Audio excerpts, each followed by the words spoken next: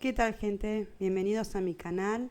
Mi nombre es Carolina Dardi y me dedico a hacer recuperación en abuso narcisista. Pero también soy profesora de historia, de sociología y de economía. Y eso me da una cierta visión de lo que está sucediendo en la actualidad, en mi país y en el mundo en general. Y en particular lo que está sucediendo en la Franja de Gaza. Les invito a quedarse, porque el narcisismo no es un problema solamente de relaciones humanas en el tú a tú, sino que el narcisismo es un problema global, que está avanzando cada vez más. Y hay autores que encima consideran que el narcisismo y la psicopatía es un estadio superior de la humanidad, de la evolución de la humanidad. El tema es, ¿quién va a quedar vivo si esta infección prolifera? Ante la gravedad de los hechos que están sucediendo en este momento en la Franja de Gaza y la conmoción que ello está generando en el mundo, menos en Argentina, que lo preocupante es el plato de comida, mientras las universidades de Estados Unidos, Países Bajos, Reino Unido y otros países más se reúnen en protesta para que el genocidio que está cometiendo el Estado de Israel se termine ya mismo y sean condenados los responsables. En la Argentina, los universitarios salen a la calle a reclamar presupuesto para tener electricidad en las altas casas de estudio. Es muy triste. No se trata de que los argentinos seamos egoístas y poco empáticos, sino que si mi presente y mi futuro inmediato están comprometidos, difícilmente se pueda levantar la cabeza, difícilmente se pueda ver más allá de las propias narices. Mientras el 14 de mayo Israel festejaba el día de su independencia, no comprendo contra qué opresor, los palestinos recordaban Nakba, o éxodo palestino, que implicó la expulsión de 700.000 personas y la destrucción de 500 pueblos palestinos. Pensar que fueron los pueblos árabes, semitas, musulmanes, quienes permitieron que los judíos vivieran en paz bajo el amparo de los diferentes califatos, mientras que Europa los rechazaba, mientras Europa los quemaba en hoguera, mientras Europa callaba lo que sucedía en los campos de concentración alemanes que en el Consejo de Seguridad de Naciones Unidas y en ocasión de la presente situación de Gaza, dijo que el conflicto en Gaza no constituye un genocidio. Si lo dicen los alemanes, debe ser, ¿no? Ellos saben más del tema. En 1948 se destruyó Palestina. Se cambiaron los nombres de las ciudades por nombres hebreos. Se les prohibió regresar a su patria y vivieron y viven muchos bajo la condición de refugiados, con todo el perjuicio que implica vivir sin ciudadanía. Es un no existir. El mundo lo permitió. Se hizo una primera limpieza étnica en Nakba, en 1948. Y nuestros padres y abuelos callaron.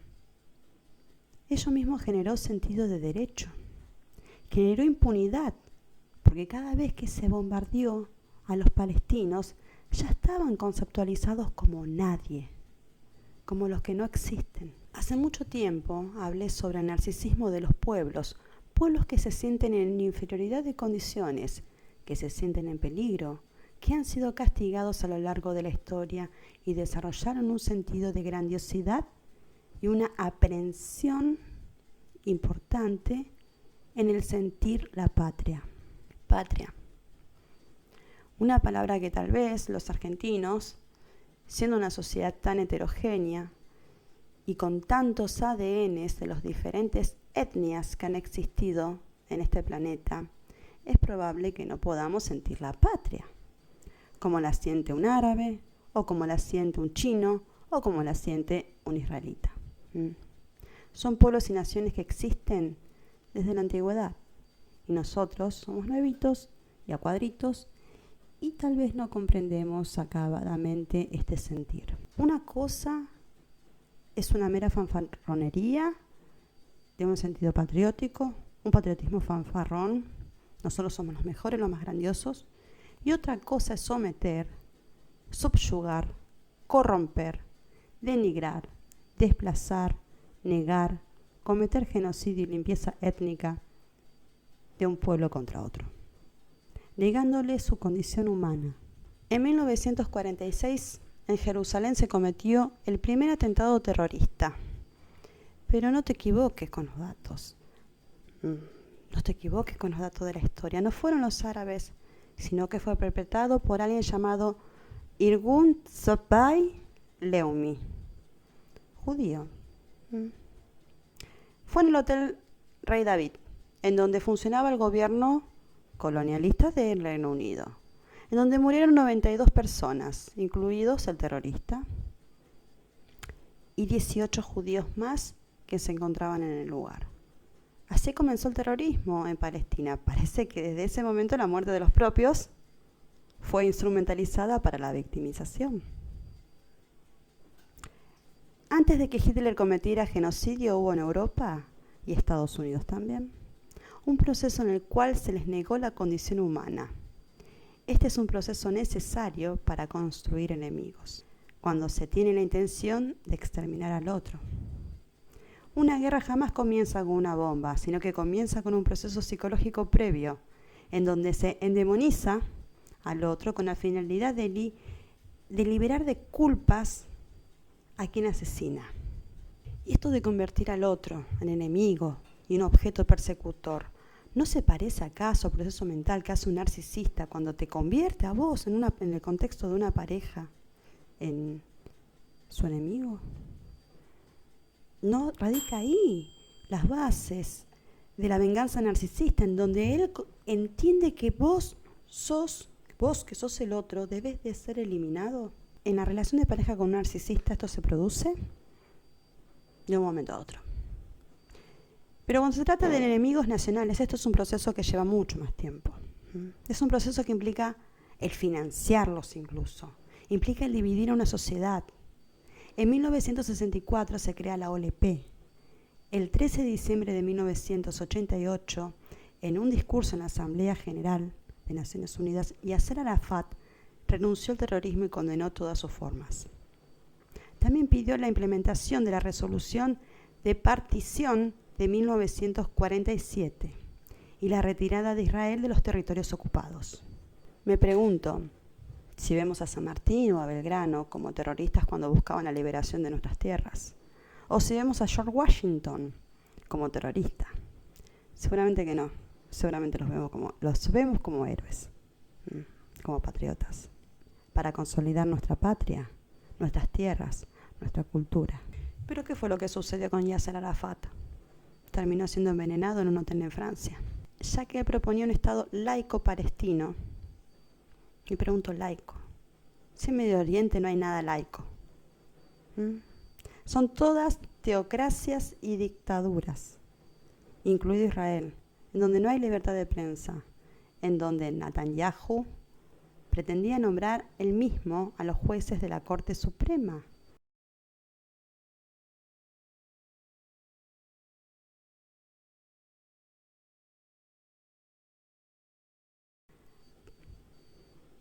¿Qué democracia? Eso es democracia. Y lo pretendía hacer para salir ileso de la cantidad de denuncias de cargo de corrupción que tenía en su contra. ¡Cuánta hipocresía! La democracia, ¿qué democracia ni democracia? ¿Qué libertad ni libertad? ¿Esta es la libertad de Israel?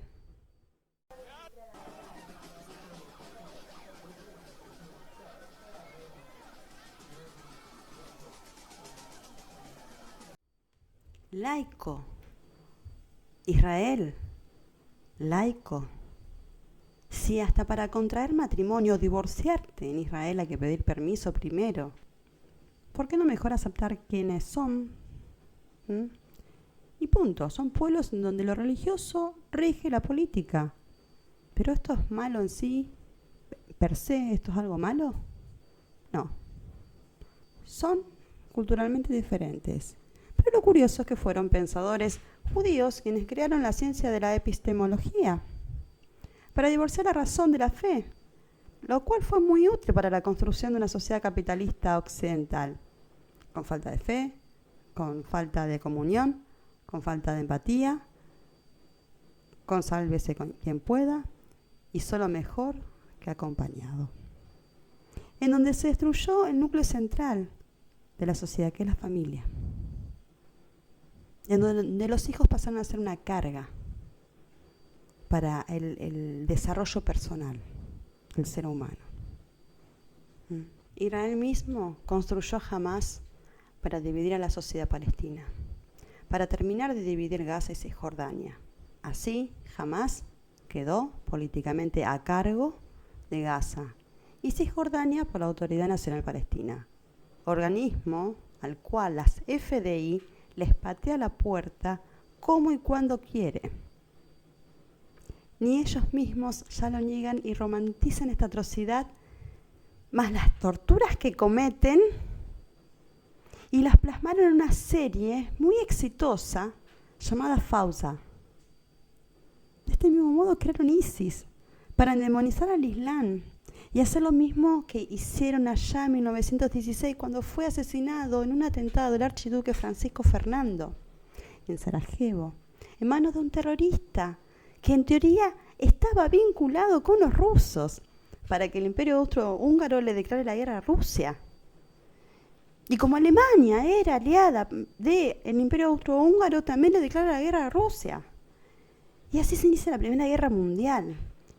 Y la finalidad no era ni Rusia ni Alemania, ni el Imperio Austrohúngaro. La finalidad era destruir el Imperio Otomano.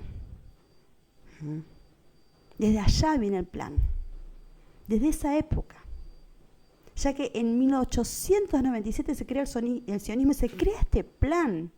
Ya habían sido descubiertos los diamantes de Kimberley, con los cuales se financiaron, y la inversión para la extracción de los diamantes de Kimberley la hizo Rothschild, la dinastía Rothschild, judíos alemanes, quienes apoyaron al enemigo de Alemania, Inglaterra, el enemigo principal de Alemania, financiaron a los alemanes, a Inglaterra, para que traigan a la guerra el amigo que cruzaba el Atlántico. Porque Estados Unidos y el estadounidense no estaba interesado en la guerra, estaba muy contento con los autos, estrenando a los autos de Ford, que era la primera vez que la clase media podía acceder a un auto. Y Ford en ese momento era un ícono nacional, y la gente lo escuchaba, y Ford no estaba de acuerdo con la guerra. Pero los medios de comunicación, con el dinero puesto en propaganda, convencieron a la población de que debían sumarse a la Primera Guerra Mundial. Esto es la historia, y se aprende leyendo. Se aprende cotejando datos, cuestionando. Está ahí. Solo que el metaverso te lo oculta. Te construye una realidad alternativa, te mete en una Matrix, te imbuye a la sociedad en la victimización, como lo define un sociólogo de la Universidad de Harvard llamado Bradley Campbell, que escribió The Rise of the Victimhood, al punto tal que en el día de hoy tengo mis serias dudas de la posible instrumentalización de la figura de Hitler como el matador oficial para llevarme luego los frutos de un genocidio. Y al final del video vamos a verlos también, porque esto tiene que ver con la figura de Yahya Anwar. No me olvido. Total, la vida de los judíos, de los ciudadanos israelitas, vale muy poco para los líderes de Israel mismo. Vale tan poco como la vida de los enemigos. Son objetos sacrificables. Prueba de ello es la matanza de Gaza en la actualidad, que se hace para recuperar a prisioneros israelitas. En realidad se los termina masacrando, al igual que a cada palestino que aún se mueva. Este conflicto comenzó el 7 de octubre del 2023. ¿Vamos a creernos esto? ¿Que comenzó el 7 de octubre del 2023? Hay que pensar también qué puede decir, qué puede pensar una persona que vive en un lugar en donde el Estado que lo somete le corta la energía eléctrica 16 horas al día hace 70 años.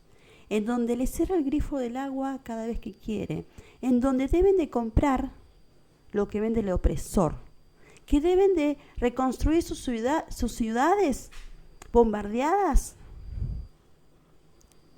con los materiales de construcción que le vende el Estado que los oprime, y que además se los destruyó. Si no han visto un documental que se llama Nacido en Gaza, los invito a verlo.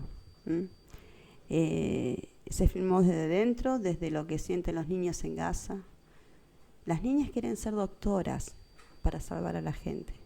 Y los niños quieren unirse a la resistencia, como ellos lo llaman. Porque lo ven como la única oportunidad de tener un plato de comida. Aunque un plato de comida sea tan caro al punto de que tengan que perder la vida. Qué tristeza que a un niño se le arrebate la infancia de esta manera y la ilusión que implica la infancia. Y ese narcisismo saludable que tienen los niños de que tienen todo, tienen el mundo para comerse, que el mundo les pertenece y está ahí y es para ellos. Los niños de Gaza no sienten esto.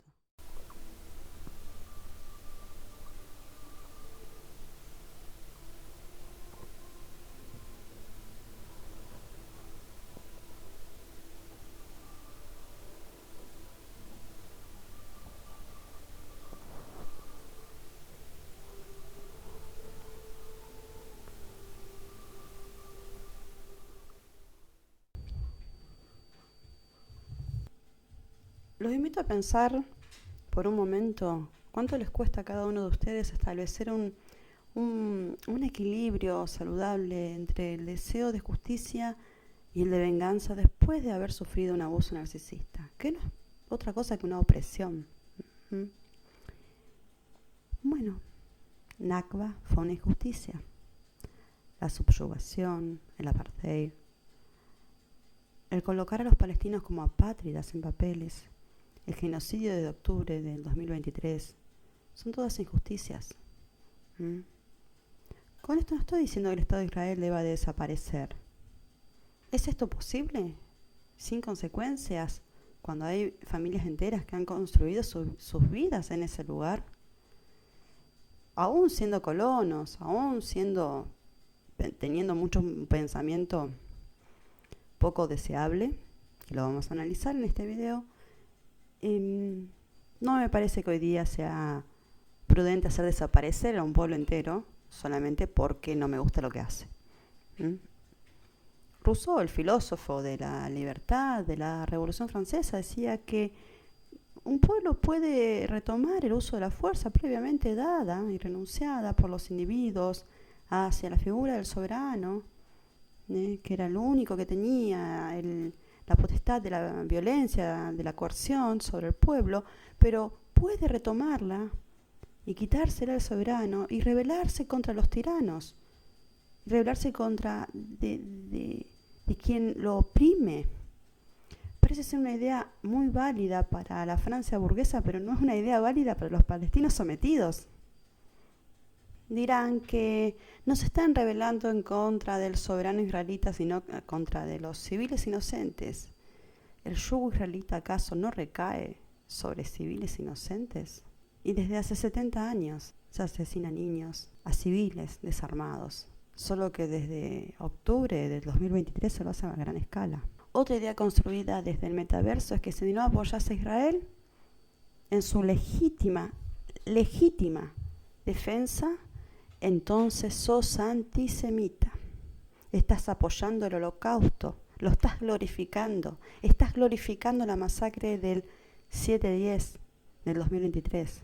Antisemita, ¿qué palabra está? Cuando la mayoría de los israelitas que habitan el Estado de Israel no son semitas, sino que son descendientes de judíos europeos. Ahí el único semita que hay son los árabes y los judíos originarios de esa tierra. Esos son los semitas. Bombardear hospitales, destruir universidades. Eso es legítima defensa. Destruir la infraestructura de Gaza, cortarles el suministro de agua, de combustible, de comida. Eso es legítima defensa. Y siempre con la misma excusa de que jamás se esconde entre la población civil. Y sí, son parte de la población civil. Es una resistencia, no es un grupo militar formal. Si tuvieran la mera chance de ser un Estado, podrían formar un ejército y hasta conseguir tratados de colaboración bélica con otras naciones amigas de manera legal.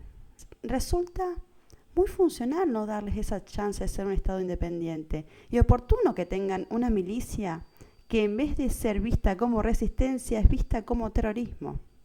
Legítima defensa hubiese sido meterse en Gaza, investigar quiénes fueron los perpetradores, los autores intelectuales y materiales de la masacre del 7-10. Pero entiendo que eso es un acto de valentía, un acto de coraje importante que implica dejar los paneles de las botoneras que controlan las bombas. Además, hubiera arruinado el plan de justificación para la necesidad de limpieza étnica. Pero si el Sisi, el dictador de Egipto, parece que ya no es tan cómplice de Israel y abrió la boca y dijo: yo les avisé hace meses que estaban planificando un ataque a gran escala. El morocho de la izquierda te buchoneó, Nati, como ya lo hizo hace años Assange, el que reveló Wikileaks y está preso en Gran Bretaña y con riesgo de ser condenado a la pena de capital en Estados Unidos por revelar cómo llevaban tan amablemente la democracia los estadounidenses a Irak. También reveló la financiación de Hamas en manos de Israel, quien, para no ser tan obvios, la triangula a través de Qatar. Y esto no solamente está dicho en Wikileaks, también está dicho en los periódicos más importantes de Estados Unidos. Y después de saber que en Israel el pueblo no es tan libre, que no tiene acceso a la información porque bloquean todo, porque es una potencia nuclear armada hasta los dientes que militarizó a la sociedad, en donde cada hombre y mujer desde sus jóvenes años debe de prestar servicio militar obligatorio en esa democracia liberal, capitalista, casi el sol occidental en Medio Oriente. Ese Medio Oriente atrasado, repleto de dictaduras y países hostiles, con gente atrasada académicamente, porque así los consideran, que encima son antisemitas a pesar de que ellos, sí, son verdaderos semitas. Qué raro, ¿no? Y aquí otra vez empieza el metaverso, la construcción a través de los medios de comunicación, en especial a través de las redes sociales también, en donde se construye la victimización. Y como la victimización es la madre de la manipulación, la victimización es un estado mental en donde se construyen seres humanos con esta idea de que yo soy la víctima, es la madre del narcisismo. Y como a mí me masacraron en el Holocausto, entonces tengo el derecho y la licencia para ir a hacer una limpieza étnica porque tengo derecho a existir. ¿Acaso alguien en su sano juicio puede sostener que los judíos deben de desaparecer? Pero esta sociedad palestina y los árabes en concreto y en realidad toda la comunidad internacional que se haya consternada por lo que se ve día a día de lo que hacen los israelitas en Gaza. ¿No creen que estas imágenes y vivencias de las personas de carne y hueso que están allí mismo en el centro de la escena de los bombardeos pueden llegar a tener una mente sana y conciliadora? Todo lo que sube baja y algún día les va a tocar caer.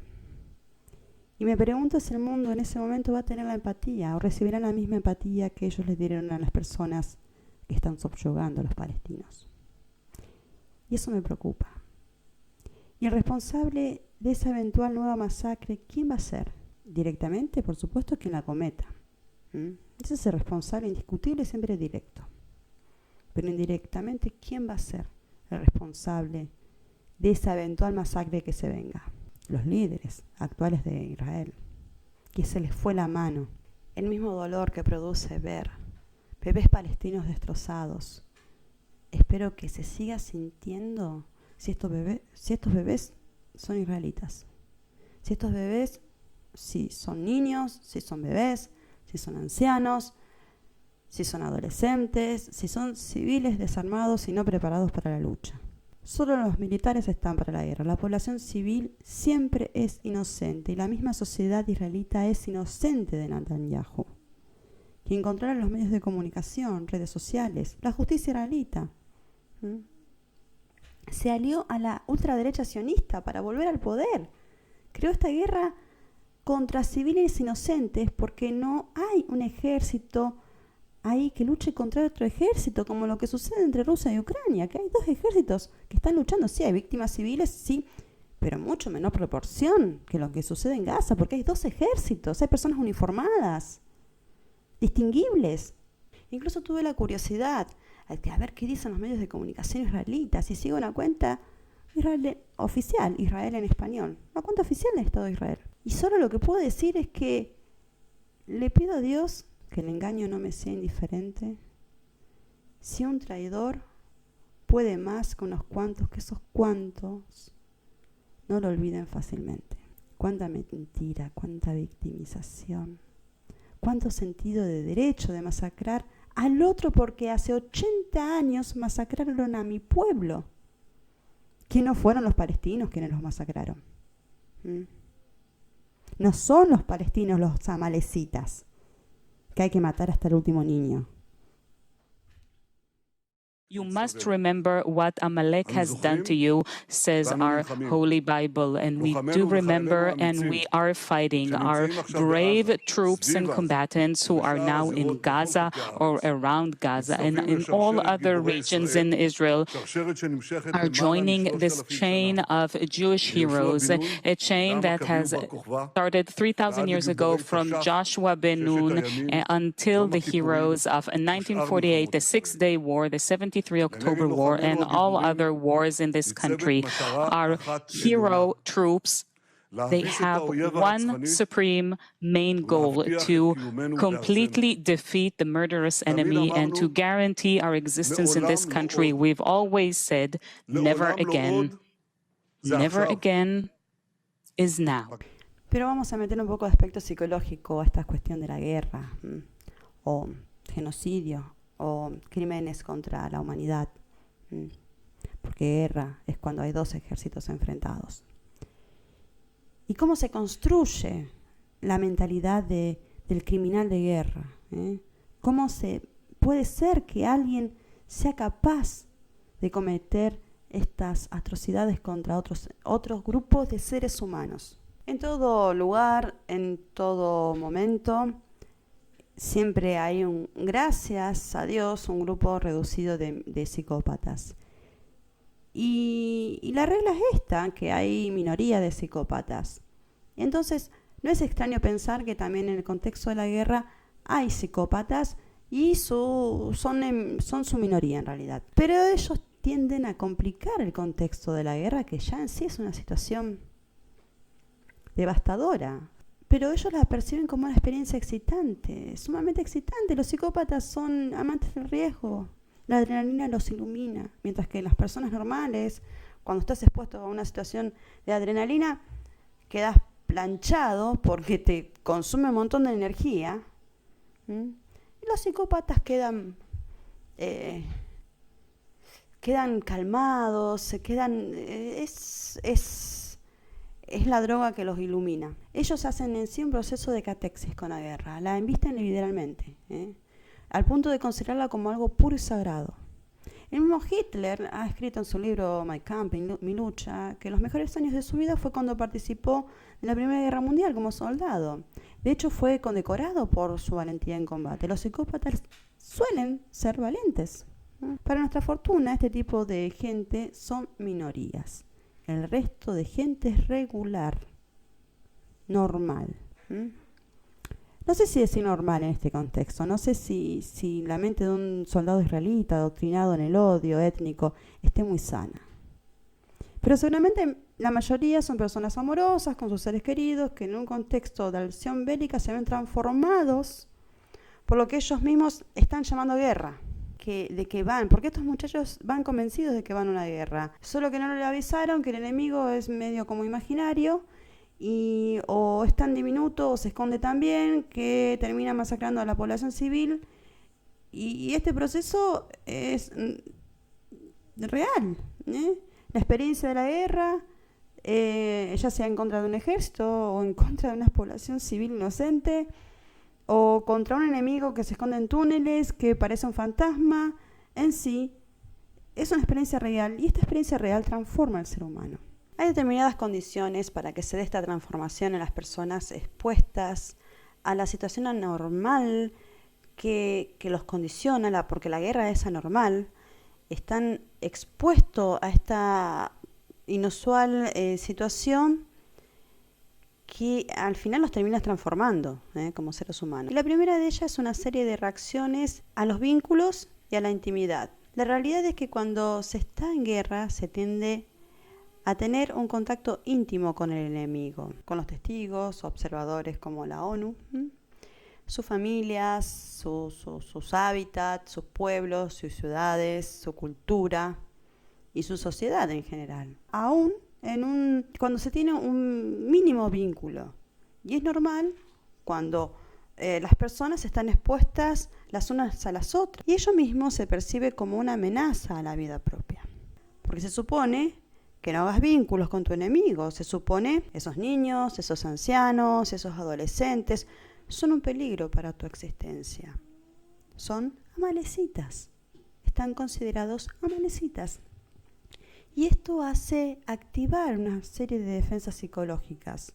Una de ellas es justamente la objetivación, el caracterizar al otro como una cosa, deshumanizarlo, cosificarlo, al cual se lo considera un objeto inanimado, totalmente deshumanizado. La segunda defensa que se da es escindiendo. Nosotros somos todo lo bueno, el enemigo es todo lo malo. Lo cual suena como a nosotros somos la única democracia de Medio Oriente, y los palestinos son los terroristas. Ser palestino es sinónimo de ser terrorista, menos que animales humanos, en palabras del ministro Galland. אנחנו מטילים מצור מוחלט על העיר עזה. אין חשמל, אין מזון, אין מים, אין דלק. הכל סגור. אנחנו נלחמים בחיות אדם ואנחנו נוהגים בהתאם. La tercera estrategia psicológica de defensa es la formación reactiva. Esto es la atribución al enemigo de todos los aspectos propios que se rechazan de sí mismos. ¿Quién organizó el terrorismo originalmente? ¿Quién sacrificó a su propio pueblo para conseguir un territorio? Esto mismo es un error de atribución, y esto se da cuando se dice nosotros somos los chicos buenos porque elegimos ser los buenos, y ellos son los malos porque son eso, animales humanos. Todos estos mecanismos de defensa sirven para cosificar y deshumanizar al enemigo, y es propaganda previa a la acción bélica. Pasó en América contra los aborígenes y pasó en Argelia con las matanzas organizadas por Francia colonial, y sucede hoy en día con Palestina colonizada. Esto se construye en las mentes de los militares y en la sociedad israelita militarizada nuclearmente hasta los dientes para evitar el vínculo y la intimidad con ese otro que es considerado un enemigo. Porque si mi vecino palestino es amigo, entonces voy a tener algunos problemas después de ir a matarlo. Definitivamente la intimidad y el vínculo es malo para el negocio de la guerra. Wonderful. I'll tell a story from my family. My mother was not married yet, she was a child. And she told me that they were all get scared in the second floor, and the owner of the house took a sword and he stood by the gate. So these people came to kill the Jews and Mister, we have nothing against you, you're Muslim. Stay in the side. We'd like only to get the Jews there. You know what did he tell them? On my dead body. You have to kill me first, then you kill the Jews. He didn't have anything to lose. He could have told them, go inside, kill them. I don't care. You know what he told them? These are my children. These are my children. I asked my mother, he said that? She, yeah, he didn't allow them. He stood with a sword that you have to kill me first. Because there's a tradition by the Muslims. If someone was your guest, the Muslim would give his life for you. That was a Jewish life with the Muslims. That's the Zionists would like to erase. Says, no, there was no such thing. But this fact can be ignored? Is this fact can be denied? La samahallah. God forbid. El segundo grupo de defensas psicológicas tiene que ver con la paranoia. En el contexto de guerra se genera una paranoia, una ideación paranoica, justamente que responde al gran miedo que origina la guerra. Y esto genera también delirios persecutorios. ¿Por qué? Porque la guerra es terrorífica en sí. No solamente es que genera miedo y es algo malo. Es totalmente desorientadora en el sentido de que el ser humano ya se pierde, ya no sabe ni quién es. La realidad es que no es un juego en donde uno sabe en dónde se está parado, dónde está el enemigo, por dónde hay que arrancar, por dónde hay que entrar, qué hay que hacer, que está todo planificado, que ahora se trata solamente de ejecutarlo. No. La guerra es caos. No hay manera que te puedas encontrar a vos mismo dentro de una guerra.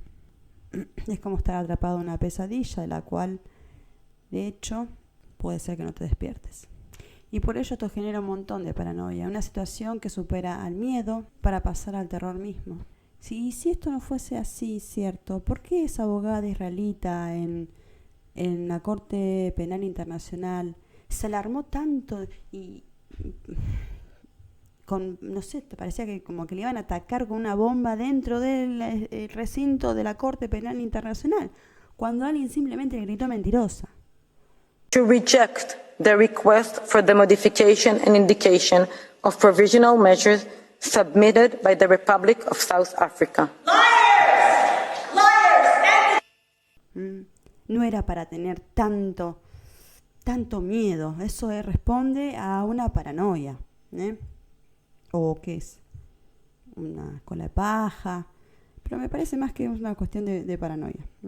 Después hay otro grupo de defensas que tienen que ver con el autoempoderamiento, y para poder retomar el control a través de abusar de otras personas, de torturarlas y de asesinarlas de manera innecesaria, traumatizándolas, de una manera para retomar el control sobre ellas, o de la situación, el control sobre las personas o sobre la situación.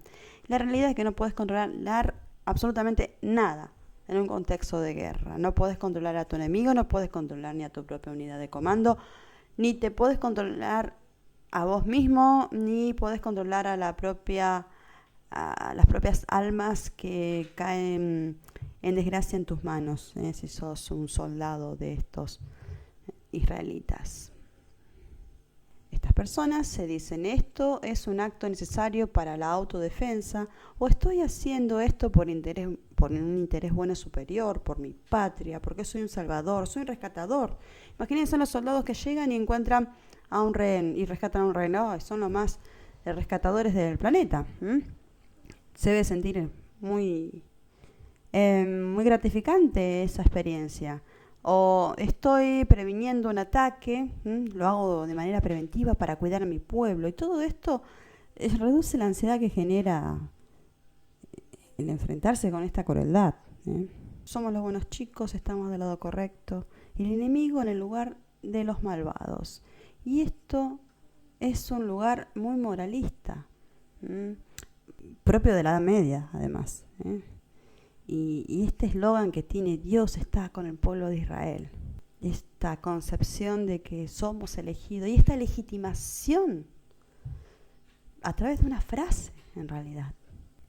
Y luego está lo que se conoce como el aprendizaje social, por el cual los individuos, siempre nos pasa esto, pero en el contexto que estamos hablando, de los criminales de guerra, los individuos en guerra dejan de verse como individuos con pensamientos propios y comienzan a tener una mente en colmena, en una mente que funciona de manera colonizada, como una colmena de abejas.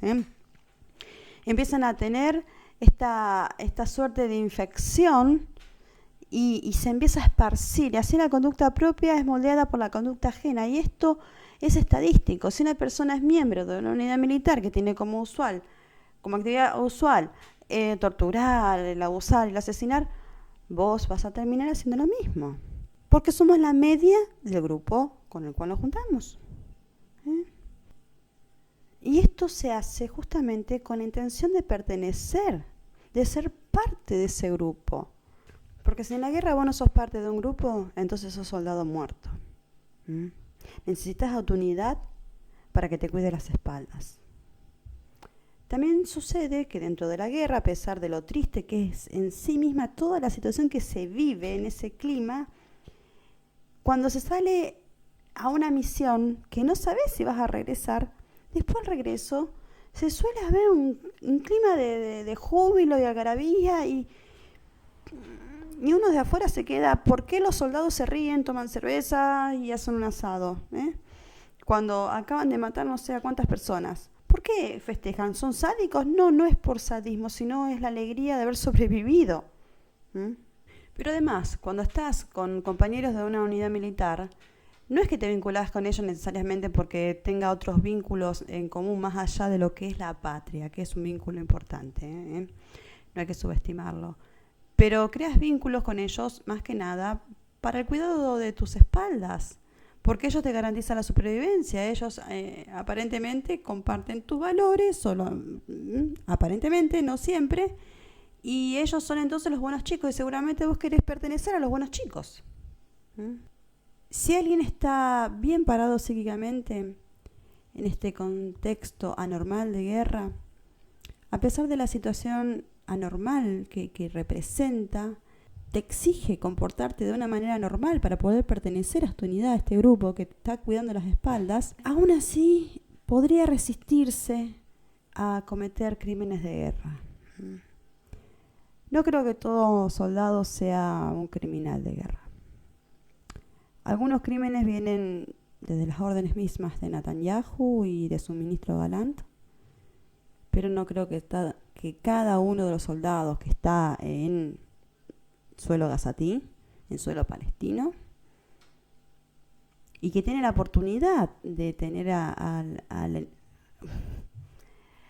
su enemigo, que su enemigo, bueno, son los ciudadanos, son los civiles inocentes.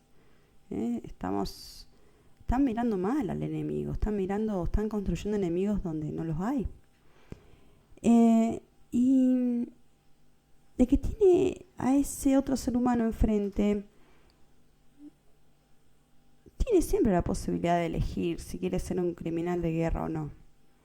Y debe haber muchos soldados, muchos militares que tienen la capacidad de vincularse con el enemigo, pero no de inmiscuirse íntimamente, no de generar una conexión íntima con el otro. Cometer actos de crímenes de guerra son decisiones personales, más allá de las órdenes que haya dado Netanyahu y Gallant, que constituyan limpieza étnica, crímenes de lesa humanidad, genocidio, más allá.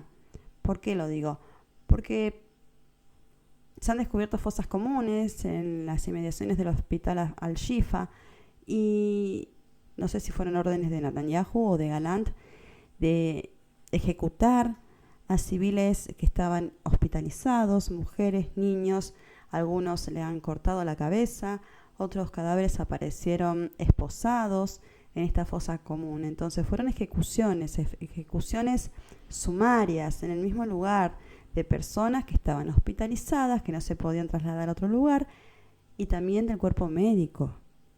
Y se encontraron 300 cadáveres en el hospital Al-Shifa. Y hay otro hospital que no recuerdo el nombre en este momento, que también hay una cantidad de muertos parecida. Y hasta hoy hay más de 35.000 personas muertas y 10.000 personas se estima que 10.000 personas bajo los escombros y 80.000 personas heridas. Y el punto acá era justamente, cuando salgo del texto que yo misma escribo, me pasa en esto que por ahí me pierdo un poco. Estimo que la orden era bombardear y destruir el hospital Al-Shifa, el hospital más grande de Gaza. No sé si la orden era de ejecutar a las personas que estaban ahí. No sé si la orden era esa. O si fue una decisión personal de los soldados de la unidad que llegó a ese lugar. Si bien Israel ya venía cometiendo muchos abusos y muchas violaciones a los derechos humanos en cuanto a su actividad colonizadora, a su desproporción en las condenas y por los hechos que encarcelaba a palestinos versus a la poca sanción que tienen los colonos que matan o lesionan de gravedad a palestinos, sobre todo los que viven en el West Bank, sucede con ellos especialmente, que les incendian las casas y matan a las personas que viven dentro. Tienen muy poca sanción penal los colonos. En cambio, un palestino llega a tocarle un cabello, llega a sacar un rulo a un colono y va preso muchísimos años. Bueno, si bien siempre han sido salvajes, pero esta vez esta salvajada tan abierta como nunca antes se vio en la historia, y esto genera un interrogante: ¿por qué lo hicieron ahora? Y la respuesta se da justamente porque jamás los expuso como frágiles, como falibles. Imagínense una sociedad narcisizada que es expuesta como vulnerable. ¿Qué le pasa a un narcisista cuando es expuesto como un ser falible y vulnerable? Como ser humano, que tiene fallas, que se equivoca, que a veces es débil, que a veces está distraído. ¿Qué le pasa? Bueno, y esto es lo que hizo justamente Hamás. Expuso que el Iron Dome no era la gran cosa. Israel incluso hizo lo que hizo hasta ahora porque ha contado con ayuda internacional. No comprendo qué da a cambio Israel que Europa, que la Unión Europea y Estados Unidos le brinda tanta ayuda, le suministra tantas armas. No comprendo exactamente si se trata de que Israel da algo o Israel tiene una metodología de extorsión para estas potencias. Habrá que averiguar cuál es la influencia de Einstein en este punto. ארצות הברית מאיימת שהיא לא תיתן לנו טילים מדויקים. וואלה, יש לי חדשות לארצות הברית. יש לנו טילים לא מדויקים, ויש לנו את הזכות להתגונן.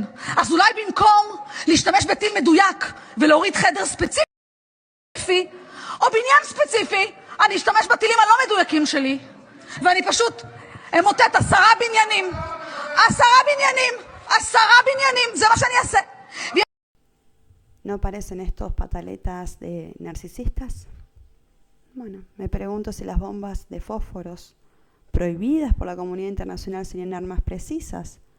O también aún me pregunto si no les enviaron las armas con fallas, ya que terminaron destruyendo el 70% de la ciudad, de todo Gaza, incluida su infraestructura. Hay una clara intención de enterrar al pueblo entero. No veo otra respuesta. Si no, dejarías en pie escuelas, universidades. Volaron las universidades también. Y los hospitales. Hay 24 hospitales que están bombardeados, inutilizados. Fue justamente ese ataque. Esta respuesta se dio justamente porque Israel se ve humillado. Israel se siente humillado en su imagen de que no somos fuertes, somos poderosos y somos impunes. Y esto los hizo reaccionar como gatos rabiosos. Probablemente este haya sido el plan de Yahya Anwar. Pero si sabías que lo que se buscaba, que el supuesto líder terrorista de Hamás, Yahya Anwar, buscaba tu reacción desmesurada, entonces ¿por qué sos tan obediente y vas a cometes un genocidio? Algo no cierra y pareciera ser que Anwar es bastante funcional a los planes de Israel.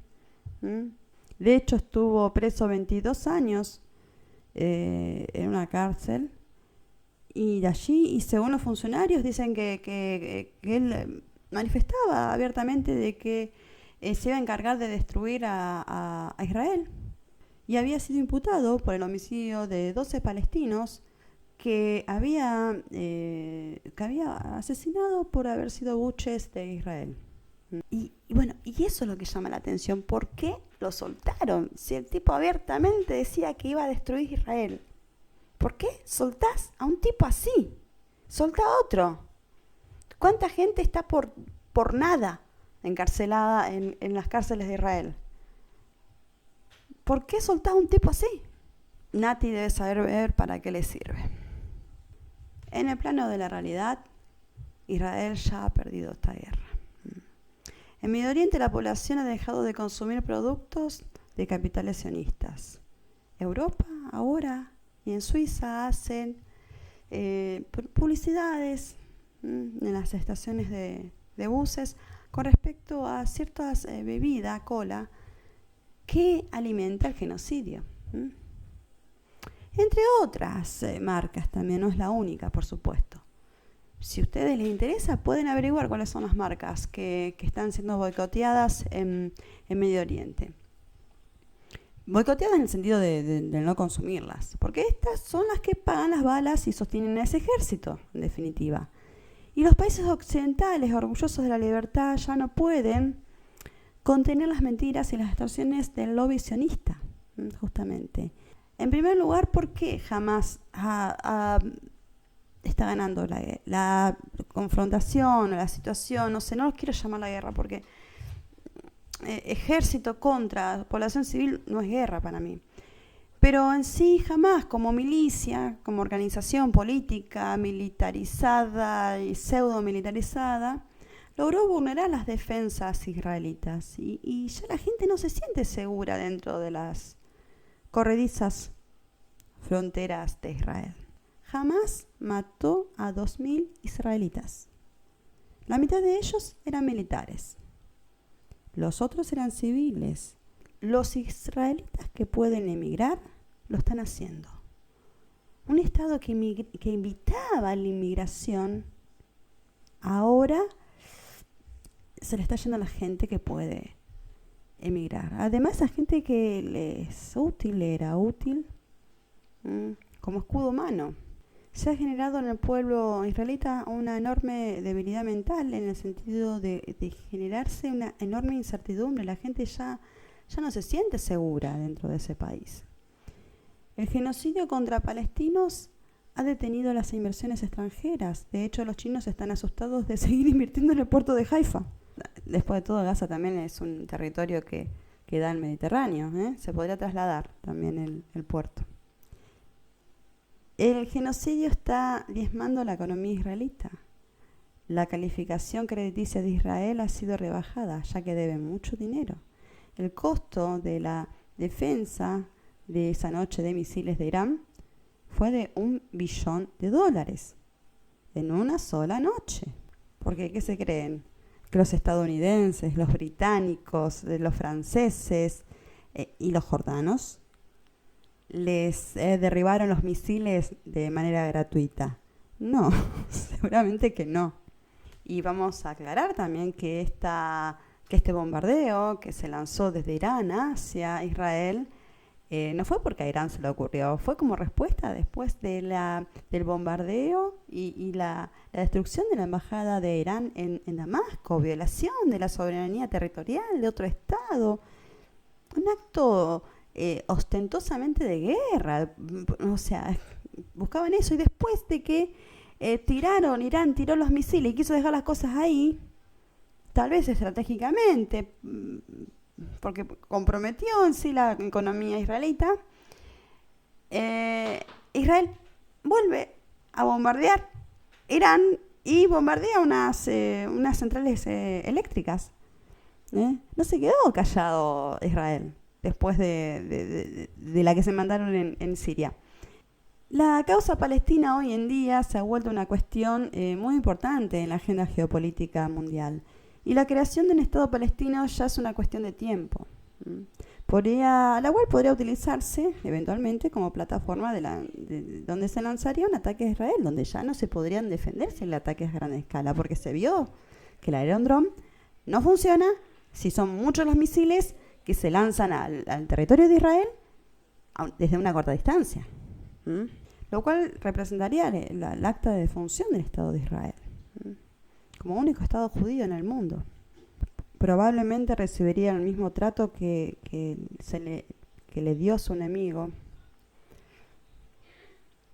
y el mundo tardaría mucho en reaccionar con empatía y con ese pedido de protección que se está dando hoy en día con respecto a los palestinos, lo cual también tardó mucho tiempo, porque antes no se decía nada, se bombardeaba a Palestina, eran ataques de un mes, se mataban a miles de personas, se destruía buena parte del país, pero no se difundía mucho en los medios de comunicación y tampoco en las redes sociales. Había mucho secretismo al respecto. Hoy en día ya no se puede ocultar. Y otra de las cosas, esto también me preocupa, porque este ataque despiadado que le están dando los israelitas a los palestinos ha reactivado el odio hacia los judíos. Y estos crímenes descarados sobre Gaza, y ahora también que se han extendido hacia Cisjordania, no hacen más que desenmascarar los planes de aquel sionismo originario, que ha tenido oculto por mucho tiempo, ha tenido Israel oculta esta agenda, este Israel sionista, esta versión sionista. Y desenmascaró los caprichos narcisistas y la falta de frustración, o sea, de quedarse en el molde, de aguantársela, de someterse a la justicia, de un primer ministro, y que para no ir preso por delitos de corrupción desató un ataque aún más cruento de que Naciones Unidas ya el 27 de enero le había dicho para un poco y garantizar la ayuda humanitaria. ¿Y qué hicieron? Desoyeron la recomendación que dio Naciones Unidas el 27 de enero de este mismo año y bloqueó la ayuda humanitaria a los palestinos. Encima alienta a la acción que tienen los colonos de destruir los camiones que van con ayuda humanitaria hacia Gaza o hacia la zona del West Bank. Entonces, hay otra de las cosas que quiero aclarar también. Si alguien quiere donar para los palestinos que están en esta situación, háganlo a través de los canales oficiales, a través de Naciones Unidas, de las agencias que tiene Naciones Unidas.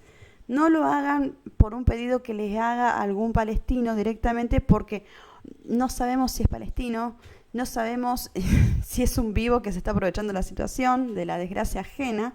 Entonces, si se quiere ayudar, traten de ayudar siempre por canales oficiales para evitar la estafa y para, excepto lo agarren los colonos y destruyan la mercadería, para que esos alimentos o esos insumos hospitalarios o ese combustible pueda llegar realmente a destino. Otra de las cuestiones, ¿por qué está perdiendo esta guerra Israel? Es porque su único histórico, fiel, aliado de este imperio en decadencia, está seriamente contemplando la posibilidad de soltarles la mano, porque Israel se terminó convirtiendo en un estado vasallo parásito que es un collar de sandía y un gran compromiso. ¿Por qué? Porque los contribuyentes estadounidenses ya no aguantan más de que sus impuestos vayan a financiar guerras ajenas encima.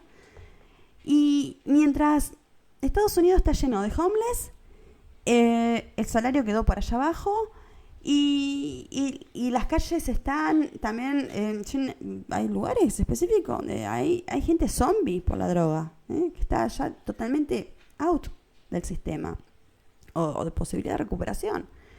Entonces, también otro de los motivos por los cuales Israel ya perdió esta guerra es que han utilizado las FDI y el ejército como elementos de propaganda y los les han quitado, su seriedad. Y las generaciones más jóvenes que se han criado en esta época, que han crecido en esta época, ya no tienen esa entrega de la vida propia a la causa de la patria, como la tenían los antepasados de ellos que venían recién del Holocausto, en donde había necesidad de seguir existiendo, entonces lucharon con uñas y dientes para conseguir esas tierras como propias y sarasasasasasasá. Hoy en día hay un individualismo que ellos mismos también lo crearon, un capitalismo salvaje, donde sálvese quien pueda, donde yo, donde impera esa ideología, esa cultura. Y bueno, estas son sus propias creaciones, ahora nos parece que no quieren ir a la guerra. También, después de 7 meses de ataques y ya estar en terreno gazatí, aún no pueden descubrir todas las capacidades de Hamás, ni todos sus túneles. La población civil diezmada, pero jamás está vivito y coleando. Y además los palestinos no han perdido el sentimiento de patria. ¿Cómo perderlo si hace 70 años te están diciendo que no podés soñar con tener tu propia tierra? Además, los cautivos, a la mitad los mataron los israelitas, con los mismos bombardeos. Y a la otra mitad aún no los encuentran. Y hay ciertas palabras que deberían de organizarse desde mi punto de vista. ¿Por qué? Porque Israel llama a esto guerra contra Hamás. Que ellos están en guerra, ellos consideran que están en guerra contra Hamás, un enemigo que no lo encuentran. en vez de llamarlo como realmente es, limpieza étnica. Entonces, si estamos en guerra, o sea, si yo estoy en guerra contra Hamas, vamos a ser coherentes y vamos a llamar todas las situaciones y las distintas desgracias por el nombre que corresponde. Si estoy en guerra contra Hamas, entonces no son rehenes, son prisioneros de guerra. Como muchos prisioneros palestinos que tiene Israel hace años en cárceles, solo porque levantaron una casa donde no tenían que levantarla, o porque no fueron buches de las FDI. Jamás tomas prisionero para rescatar gente detenida en Israel. Y esto lo hace mucho tiempo, no es desde ahora. Para hacer intercambios y liberar rehenes que también captura Israel. Si a Israel realmente le importa la vida de su gente, entonces no los asesinaría con bombas. Después de todo, a Hamas no le conviene que se le mueran los prisioneros porque le sirven de intercambio. Y otra de las señales también de victoria de Hamas es justamente que se ha roto toda esta cohesión interna que tenía Israel. Y los líderes israelitas terminaron acusados de crímenes contra la humanidad y ni jamás se esperaba de estos resultados.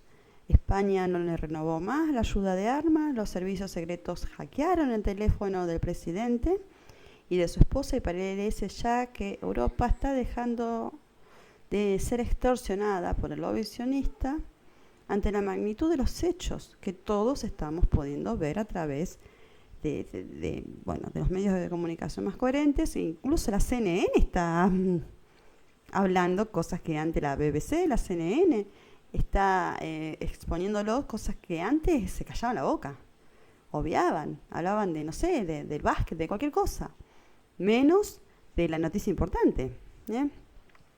Y en esto tal vez ha tenido mucho que ver las figuras de periodistas, de fotoperiodistas como Muataz Zaira, o los periodistas que nutren las redes de Palestine Eyes, que están en las redes sociales y cada tanto son baneados, pero se sigue difundiendo. Esto no comenzó el 7 de octubre del 2023. Hubo muchas provocaciones y años de impunidad, años de colonos violentos prendiendo fuego las casas de los palestinos del West Bank. Con pleno convencimiento de que los palestinos no debían de existir. Si solo luchan con la ayuda de Dios, entonces, ¿qué hacen extorsionando a la Unión Europea y Estados Unidos para que les sigan proporcionando armas? Parece ser más bien que los palestinos son los que están en las buenas de Dios. Hace un par de años atrás, los israelitas entraron en la mezquita Al-Aqsa. Este acto es considerado de profanación, ya que solamente los musulmanes son los que pueden entrar en las mezquitas. Arabia Saudita, que difunde un islam wahabista, violento, que desvirtúa lo que es realmente el islam. Quienes someten al pueblo, que lo mantienen callado, con petróleo, siempre que el petróleo les dure y que pueda tener los bolsillos de los ciudadanos sauditas llenos. Traidores a la umma islámica, cómplices de la destrucción del Imperio Otomano, una vez más traicionarían a la umma al hacer un tratado con un claro enemigo del pueblo árabe, cuando el Corán mismo lo prohíbe. Corán que utilizan para tirárselo por la cabeza a sus súbditos. Incluso Israel desoyó al traidor del Sisi cuando advirtió de lo que se les venía. Era obvio que no lo iban a escuchar, porque este hecho, porque esta masacre del 7-10 le iba a servir para callar las protestas sociales de 1 millón de personas en Tel Aviv, en las calles de Tel Aviv, que pedían la renuncia y el encarcelamiento de Netanyahu por corrupción. Y una guerra cohesiona y acalla esas protestas, porque el pueblo entiende en su conjunto que no es el momento, que hay una causa superior en este momento. Y cayó esas protestas. Y esto fue nada más y nada menos que una estrategia de Netanyahu para poder zafar. Pero un zafar de Netanyahu ha hundido a Israel entero. Se han caído las máscaras. Los trolls pagos que apoyan a Israel son los que comentan Dios está con Israel y toda esa sarta de cosas bastante sacadas de un mundo mágico infantil. En esto se convierte justamente un narcisista cuando es desenmascarado, en un psicópata primario. ¿O era acaso antes religioso, Nati? Antes de aliarse, Netanyahu fue un pragmático siempre, es un tipo muy alejado de la religión.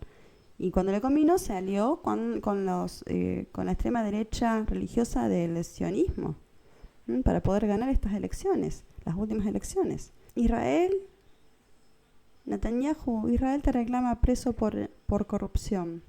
Y fuera de Israel, el mundo te reclama preso por crímenes de guerra. Si esto no es autodestrucción narcisista, decime cómo se llama. Y en esta autodestrucción, no solamente te ha llevado la vida de más de 35.000 palestinos, de los cuales la mitad de ellos son niños. Hay 10.000 personas todavía enterradas bajo los escombros. Hay toda la zona de la Franja de Gaza está el 70% destruido. Es inhabitable. Destruiste las universidades. ¿Qué posibilidades tienen los palestinos de reconstruirse?